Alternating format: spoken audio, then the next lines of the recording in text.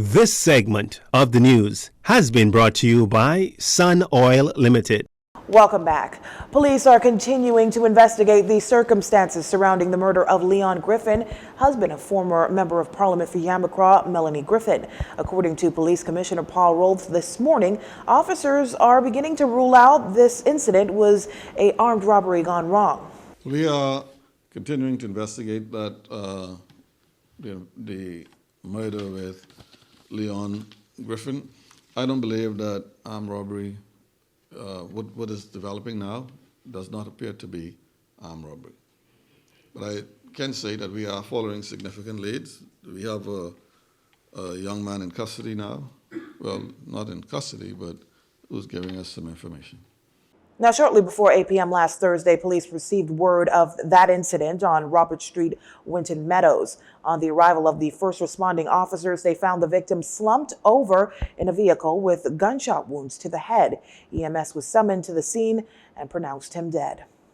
In other crime news, police here in the capital are investigating a shooting incident that occurred in the Morley Street area yesterday. Police say shortly after 9 p.m. they received reports of gunshots. Upon arrival, investigations revealed that the occupants of a small Japanese vehicle were traveling along Morley Street when they heard the sound of gunshots. Moments later, one of the passengers, a male, realized that he was shot in his right hand. He was then transported to the hospital where he is listed in stable condition. While the exact number of occupants in the vehicle are unknown to police, Police Press Liaison, Assistant Superintendent of Police Audley Peters, says investigations into this matter are ongoing. A man is in hospital this evening in serious but stable condition following a police-involved shooting over on Grand Bahama. This latest police-involved shooting unfolded shortly after 6 p.m. on the Warren J. Lavardy Highway and ended in the South Bahama area. Police Press Liaison Officer for Grand Bahama and the Northern Bahamas, Assistant Superintendent of Police Stephen Roll, says a team of officers from the Predator Unit were conducting routine patrols on Warren J. Lavardy Highway when they heard the sound of gunshots. The officers then observed the occupants of a silver Nissan Note discharging a firearm in the direction of a black Dodge Charger vehicle. As a result, the officers pursued the vehicle. However, the occupants of the silver Nissan Note discharged their weapon in the direction of the police's vehicle. Being in fear of their lives, the officers discharged their service weapon in the direction of the car. The pursuit continued and later ended in the South Bahama area, where the driver collided into bushes. The occupants fled into nearby bushes, making good their escape.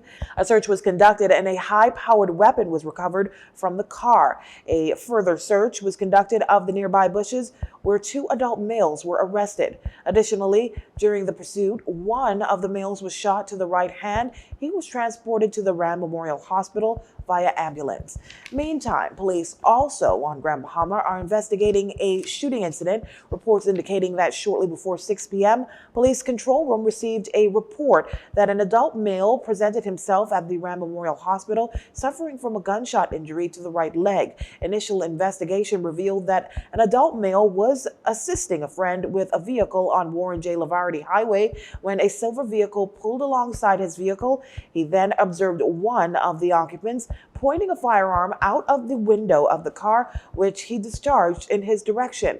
This resulted in the victim being shot to the right leg. He was transported via private vehicle to the Rand, where he is listed in serious but stable condition. Investigations into both of these matters continue. Staff at the Princess Margaret Hospital acting swiftly at the primary health care facility early Wednesday morning to extinguish a fire in the emergency department. PMH's hospital staff had to execute a partial evacuation of patients after a fire was started at 4:21 a.m.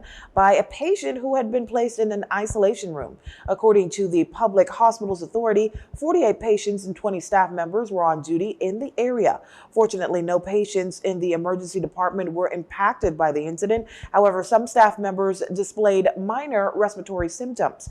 The former general practice clinic area was open at the time, and several patients were subsequently shortly relocated to the other hospital services that were not impacted. High cleaning measures began shortly after assessments by the relevant hospital officials, and an investigation by members of the Royal Bahamas Police Force's Fire Service Department continues. The hospital anticipates a full relocation of patients to the area within the next 48 hours. The Public Hospitals Authority and the Princess Margaret Hospital is crediting the quick action of staff in containing and extinguishing the fire. The PHA maintains the safety of patients and staff as its highest priority. 39 Cuban nationals were repatriated from New Providence to their home country on Wednesday morning at approximately 10:10 a.m. The 39 nationals, all males, boarded a Bahamas Air charter flight bound for Havana, Cuba. The Bahamas Department of Immigration says its deportation team of joint law enforcement officers, including immigration officers and Royal Bahamas Defense Force Marines, escorted the group with all COVID-19 protocols strictly observed, as the health, welfare, and safety of immigration officers, law enforcement counterparts, and migrants remain the highest priority in this COVID-19 environment. The Department of Immigration expresses gratitude to the Ministries of Foreign Affairs and Health and Wellness, as well as the Cuban Embassy, for their usual and full cooperation, adding that its agency is committed to executing its mandate by working collaboratively with other law enforcement agencies and international stakeholders to ensure compliance with the statute laws of our country. And Doctors Hospital has been among the country's healthcare facilities at the center of the ongoing battle to protect Bahamian citizens from the COVID virus. And though the hospital is facing a daunting task, somehow they have still found time and resources to remain committed corporate citizens through a number of recent year-end initiatives. On Tuesday, Doctors Hospital Health System partnered with Rotary Disaster Relief to donate $5,000 to the Lifeway Academy preschool on Abaco that was destroyed in Hurricane Dorian. Also on Tuesday, Doctors Hospital donated $15,000 to program SURE that focuses on modifying rude behavior of boys 14 to 16 years old.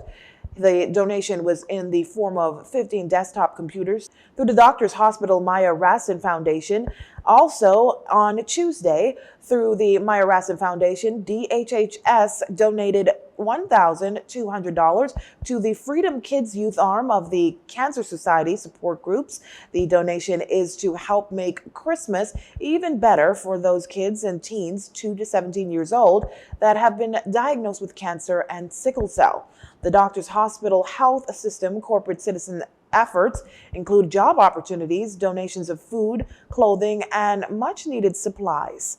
Well, that does it for news this evening. Once again, I'm Leah Cooper, and from all of us here at JCN News, have a wonderful evening, everyone.